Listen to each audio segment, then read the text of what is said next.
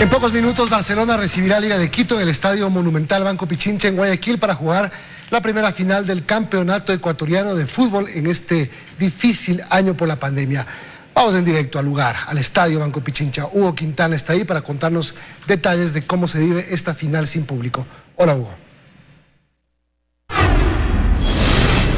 Hola Milton, amigos, ¿qué tal? ¿Cómo están? Muy buenas noches. Estamos justamente en los exteriores del Estadio Monumental Banco Pichincha, escenario en el que esta noche, dentro de un rato nada más, Barcelona y Liga de Quito protagonizarán la primera final de este Campeonato Ecuatoriano de Fútbol 2020. El ambiente acá en los exteriores del estadio, la verdad parece que no hubiera partido hoy de noche por la falta de aficionados. Obviamente se entiende esto por la pandemia, y justamente para evitar aglomeraciones, banderazos o presencia de hinchas aquí a los alrededores del Estadio Monumental Banco Pichincha, desde las 5 de la tarde se ha venido realizando un operativo por parte de la Policía Nacional en conjunto con la ATM para evitar la presencia de hinchas y las aglomeraciones aquí a los alrededores del Estadio Monumental. Hasta ahora no se han registrado inconvenientes y todo se ha podido desarrollar con total normalidad. Los equipos, al estar ya a pocos minutos del encuentro, se encuentran ya en el estadio, obviamente. Barcelona descendió directamente desde su concentración hasta el estadio. Liga llegó acá al Monumental Banco Pichincha aproximadamente a las 6:30 de la tarde,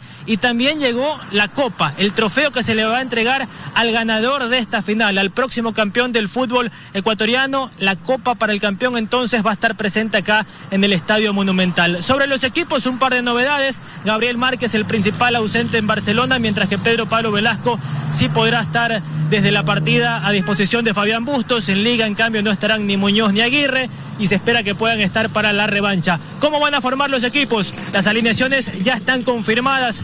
Barcelona formará con Burray, Velasco, Aymar, Riveros, Pineida, Molina, Peñatares, Castillo, Martínez, Díaz y Alves. Ese será el 11 canario para el partido de esta noche. Liga de Quito, por su parte, formará con Gavarini, Perlaza, Caicedo, Corozo, Cruz, Alcíbar, Villarruel, Quintero, Sornosa, Julio y Martínez Borja. Son las alineaciones ya confirmadas. Estamos a pocos minutos nada más de que inicie el compromiso. Recordar que las finales van a contar con la presencia del VAR. La revancha se va a jugar el próximo martes 29 en el Estadio Rodrigo Paz Delgado, y en pocos minutos nada más arranca entonces el partido de ida entre Barcelona y Liga de Quito, 20:15 acá en el Estadio Monumental Banco Pichincha. Esas son las novedades que tenemos desde el estadio a poco de que inicie la final. Diana, ustedes siguen con más en estudios. Buenas noches. Buenas noches, Hugo. Gracias por la información. Estaremos pendientes de ese resultado. Vamos con otros temas. Se realizan controles en Quito para verificar el cumplimiento de las nuevas restricciones. Las autoridades sostienen que existe un acatamiento parcial de las medidas por parte de los ciudadanos. Ya hay sancionados por el toque de queda.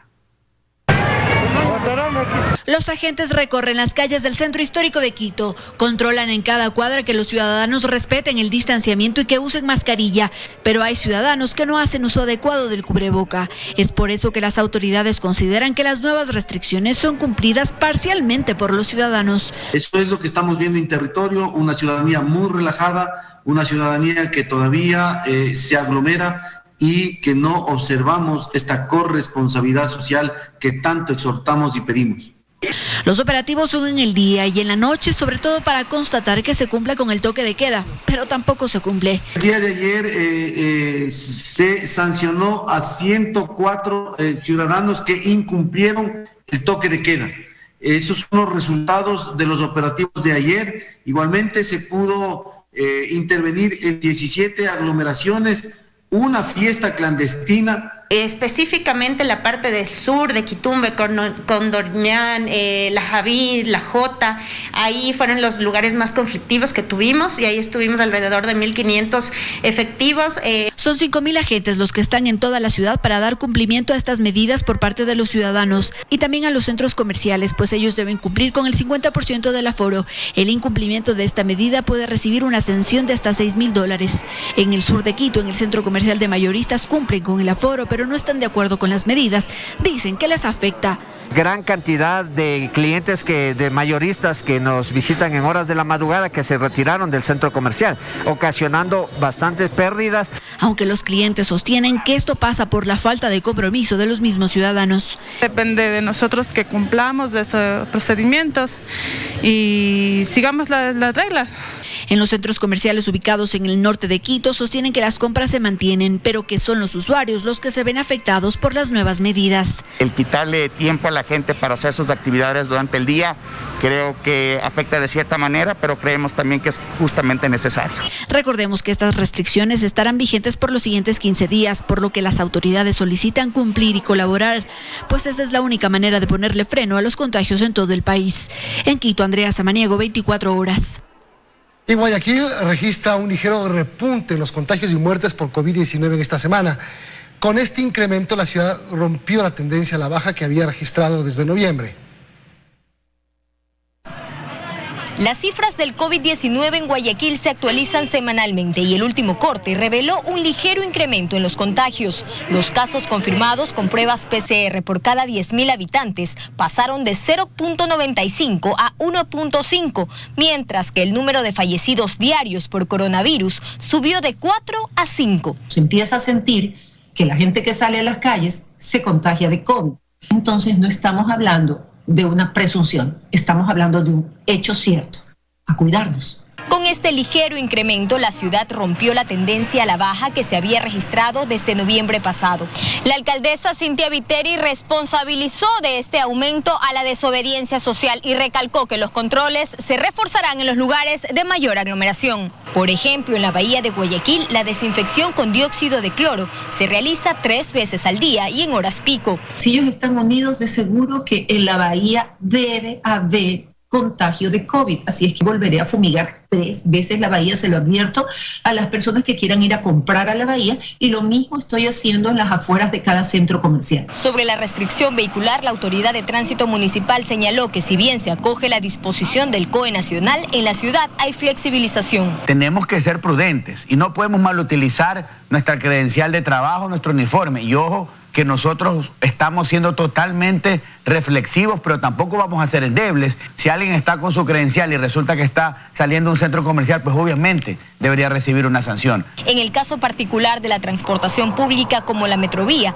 se revisa el incremento de unidades en horas pico para evitar aglomeraciones. Desde las 6 de la mañana hasta las 10 de la mañana y de las 4 de la tarde hasta las 8 de la noche. La Autoridad de Tránsito Municipal recalca que no habrá retiro de vehículos para los infractores. Sin embargo, cada caso deberá ser analizado. Joana Ramos, 24 horas.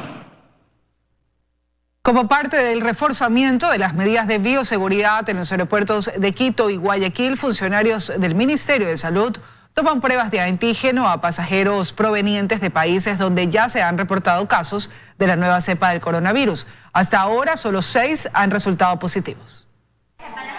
Son las brigadas del Ministerio de Salud Pública dando cumplimiento a las disposiciones del Comité de Operaciones de Emergencia Nacional en cuanto al control de los pasajeros que llegan a las terminales aéreas, provenientes de Reino Unido, Australia, Sudáfrica y la Unión Europea. A ellos, la resolución del COE dice que además de solicitarles el resultado negativo de una prueba PCR hecha máximo 10 días antes del viaje, hay que aplicarles una prueba de antígeno in situ, es decir, en los puntos de entrada al país como son los aeropuertos de Guayaquil y Quito. Se trata de hisopados que se hacen a pasajeros mayores de 14 años desde el martes. En el aeropuerto José Joaquín de Olmedo, hasta ahora todas las pruebas han arrojado un resultado negativo. En el Mariscal Sucre de Quito, en cambio, ya ha habido 6 casos positivos. Deben cumplir aislamiento preventivo obligatorio. Las personas que son residentes en Ecuador pueden hacerlo en su domicilio. Quienes no son residentes en Ecuador deben ir a los hoteles que sean señalados por el gobierno. Esto entiendo que se está cumpliendo. El lapso de aislamiento es de 10 días, contados a partir de la fecha de toma de la prueba de antígeno. Para quienes obtienen un resultado negativo, el aislamiento preventivo es de solo 5 días, aunque eso no se estaría cumpliendo todavía. Todavía no está implementado de la seguridad a las personas que van a realizar el aislamiento. Los protocolos son estrictos. En Guayaquil, por ejemplo, los controles comienzan en el ingreso a los parqueaderos del aeropuerto, a donde solo un familiar por pasajero puede entrar para esperar, ya sea sentado o parado, pero sin entrar a la terminal, ya que al aeropuerto nadie puede pasar. Estas medidas de bioseguridad,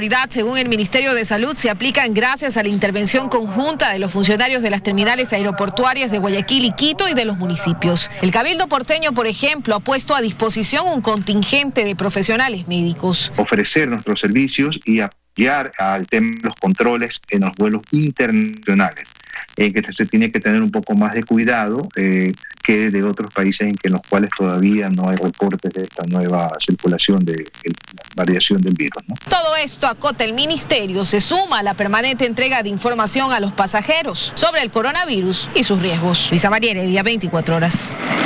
Las nuevas restricciones dejan preocupación en la cadena hotelera, restaurantes, dueños de gimnasios y hasta en fabricantes de monigotes.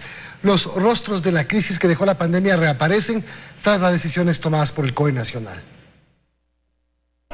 Inmediatamente después del anuncio, los salones comenzaron a lucir así, pues todas las reservaciones que tenían, todas, fueron canceladas. Creo que no había salido la resolución y se empezaron a cancelar en cascada todos los eventos y solicitudes que teníamos ya previstos para el final de año. Pedro Iván Serrano es también presidente de la Asociación de Hoteleros del Guayas. Nos explica que cumplir con la resolución del COE nacional parecía una tarea sencilla, pues siempre han tenido que respetar el aforo del 30%, pero que en otra línea de la resolución les digan en cambio que pueden organizar eventos con solo 10 personas, los confunde.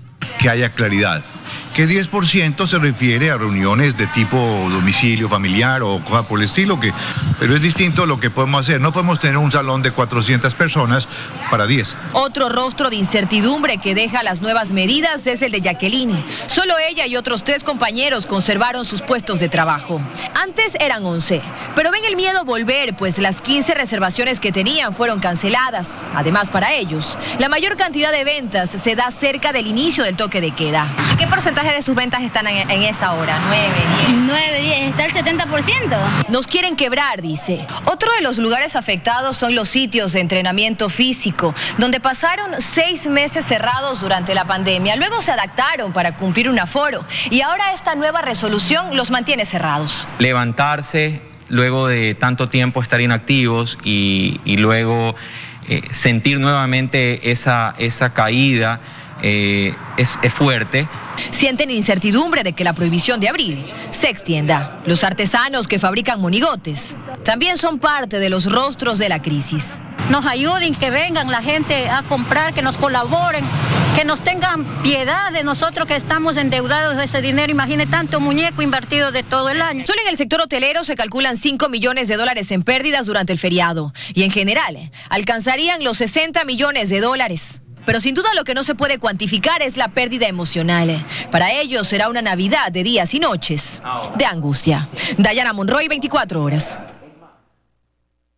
Y los controles a los locales comerciales continúan en Guayaquil tras las regulaciones que emitió el COE cantonal. En este momento, Luisa María Heredia se encuentra en el norte de la ciudad, donde existe gran cantidad comercial por las festividades. Buenas noches, Luisa. ¿Qué tal, compañeros? Muy buenas noches, así es. Nosotros nos encontramos en los exteriores de uno de los centros comerciales más concurridos del norte de la ciudad, donde a esta hora este es el movimiento, ustedes lo pueden observar. Básicamente se trata ya de la salida de los ciudadanos que se encontraban al interior del centro comercial, pues haciendo sus compras navideñas ya casi de última hora. Y esto pues dando cumplimiento a las disposiciones del Comité de Operaciones de Emergencia Cantonal, que redujo el horario para la atención de los centros comerciales. Solo pueden estar abiertos hasta las 8 de la noche. Por tanto, ¿qué es lo que se hace aquí? Desde las 7:30 de la noche, las puertas tanto de entrada vehicular como peatonal se cierran para que ya no ingresen más personas y empezar con el protocolo ya de salida. Empiezan a anunciar a través de los altavoces pues que el horario está cerca de culminar y los vehículos y las personas empiezan a salir. Esto pues hasta alrededor de las 8:15, 8:20, 8:30, 8:40 de la noche, dependiendo de la cantidad de gente que hay adentro, y luego de eso ya se cierra totalmente el centro comercial. Como lo decimos, esta es una de las disposiciones que están en la resolución emitida esta semana por el Comité de Operaciones de Emergencia Cantonal. Al interior hay también personal de la Dirección de Justicia y Vigilancia controlando que se dé cumplimiento a la medida, como también a los aforos que están permitidos, porque recordemos que en ello también hubo una reducción. Entonces, tal y como se lo había anunciado, los funcionarios realizan controles en cada uno de los locales comerciales. Hoy específicamente lo hicieron en este centro comercial, en el que está al frente, y también en las plazas que están alrededor, y van de local en local verificando que dentro solo se encuentren las personas que está permitido atender. Si el aforo ha sido superado, pues se le notifica al propietario del local y esto es motivo de clausura. Son las medidas, son las resoluciones que se han anunciado y que se tiene que dar cumplimiento para evitar aglomeraciones. La intención con ello también es evitar la proliferación de los contagios de COVID-19 en esta época que es de gran comercio en la ciudad. Es lo que les puedo informar desde acá, los exteriores de uno de los centros comerciales del norte de la ciudad. Adelante ustedes, compañeros en estudios, con más noticias. Buenas noches. Pedimos ingresó a las cuentas fiscales el segundo desembolso del Fondo Monetario Internacional de $2.000 millones. El ministro de Economía afirmó que para lo cual ya se tiene una estructura de distribución de sus recursos. En su cuenta de Twitter, el presidente de la República dijo que este respaldo financiero es fundamental para la recuperación paulatina de la liquidez, para dinamizar la economía, fortalecer programas de reactivación social e incrementar la protección social. El país hizo todas las tareas en materia económica y cumplió con el último requisito de este año, que fue la aprobación de la ley anticorrupción. Tras la revisión del Fondo Monetario Internacional. Y a partir de hoy pues se irá normalizando la entrega de estos fondos hasta la finalización del año y obviamente el siguiente, ¿no? Y esos recursos ya tienen un destino previsto, dijo el ministro. El gobierno seguirá cubriendo atrasos en la mayoría de sectores de acuerdo con el tiempo que se acarrea la deuda, el sector, la urgencia, etcétera. Esto está dirigido en primer lugar para objetivos de carácter social. Recuerde que el COVID todavía no se ha terminado, nos sigue generando unos gastos importantes y yo diría significativos. Está el tema de la educación, están los atrasos con proveedores del Estado, está la entrega de fondos a los gobiernos autónomos descentralizados, a los propios GATS. Y se garantizará también el pago de sueldos y sobresueldos al sector público, así como las transferencias retrasadas con el ISPA. Y con esto se cerrará el año fiscal con un crecimiento negativo menor al estimado, que pasa del menos 11% al menos 9,5%, dijo el ministro. Y se esperan otros 2.500 millones adicionales del FMI hasta 2022. Recordó que el gobierno trabaja en proyectos de reforma legal en materia tributaria, laboral y de seguridad social, y que se adelantan también acuerdos con los organismos internacionales para conseguir un fondo crediticio para el sector privado de nuestro país con tasas preferenciales. En Quito, Freddy Paredes, 24 horas. Mientras las organizaciones políticas exigen al CNE que respete los plazos del calendario electoral, varias fechas relacionadas con procesos de planificación administrativa interna no se han cumplido. La presidenta del CNE aseguró que avanzarán con los tiempos. 8 días atrás debía iniciar el proceso de impresión de papeletas según la planificación interna administrativa del Consejo Nacional Electoral. Sin embargo, todavía no ha comenzado y los representantes de organizaciones políticas se adelantan a cuestionar lo que significaría un posible incumplimiento de las fechas del calendario electoral. Realmente ustedes no nos están dando la tranquilidad a los ecuatorianos. A 8 días de iniciar la campaña electoral, prácticamente no tenemos claro cuál es la papeleta presidencial. Que no se vaya a utilizar la preocupación de la población por el tema del COVID-19 y se nos plantee el cambio de la fecha de elección. Sobre esto, la presidenta Diana Atamaín reconoce los retrasos de la planificación administrativa interna. Se aspiraba que el 15 de diciembre se empezara ya a enviar las papeletas con las candidaturas en firme al IGM, pero en este momento no ha ido una sola papeleta. Y explica que enviar a imprimir las papeletas depende ya solo de la decisión del Pleno del Consejo. Dentro de sus competencias privativas, proceder ya a enviar la impresión de las papeletas, todavía estaríamos a tiempo. Yo creo que a la fecha de hoy ya los tiempos están vencidos. Él recuerda además que otro tema en el que ya están tarde en el Consejo Nacional Electoral es el tecnológico y de sistemas. Hay que configurar los sistemas informáticos de escrutinio, de difusión. Y el propio presidente de la República aspira a que se cumpla el cronograma. Espero que los organismos electorales superen sus diferencias y entreguen al pueblo ecuatoriano certezas con respecto al calendario electoral. Entregaré el poder el día 24 de mayo del 2021. Este es el calendario electoral que fue aprobado tanto por el Consejo Nacional Electoral cuanto por el Tribunal Contencioso Electoral. El siguiente hito será el inicio de la campaña electoral, que será del 31 de diciembre al 4 de febrero. Pero todavía las listas no están siquiera cerradas en medio del conflicto de las dos instancias del poder electoral. En Quito, María Gracia Costa, 24 horas. La pugna entre el Consejo Nacional Electoral y el Tribunal Contencioso Electoral no podría ser dirimida por la Corte Constitucional. Los tiempos electorales no alcanzan y por ello varios sectores proponen que ambos organismos en conflicto se sienten a conversar en la mesa. El supuesto conflicto nace por la sentencia en la que el Tribunal Contencioso Electoral le otorgó al movimiento que auspicia a Álvaro Noboa un nuevo plazo para la inscripción de candidaturas. Por otro lado, el Consejo Nacional Electoral lo considera una intromisión y la pugna llega esta vez a la Corte Constitucional a través de una demanda por conflicto de competencias. Estos hechos han convulsionado el ambiente electoral, generando incertidumbre e inseguridad. Analistas consideran que aquí no hay conflicto, sino una sentencia del contencioso electoral que simplemente no es aplicable porque los tiempos electorales no dan para más. Si se espera hasta que resuelva la Corte Constitucional, pasaría mucho tiempo. Y es que en este caso la Corte Constitucional no puede ser considerada una instancia o menos, un tribunal de alzada capaz de dar la última palabra ni declarar un ganador de esta pugna. La Corte Constitucional no es un tribunal de apelaciones. Entonces, ellos no pueden variar una sentencia. Alguien ha dicho por allí que el Contralor podría cancelar a los del Tribunal de lo Contencioso, pero eso no soluciona nada. Por ello, el colectivo Voces por la Democracia plantea la opción del diálogo. Está claro que la sentencia que favorece a Justicia Social de Álvaro Noboa no puede ser apelada. El problema es que tampoco es aplicable.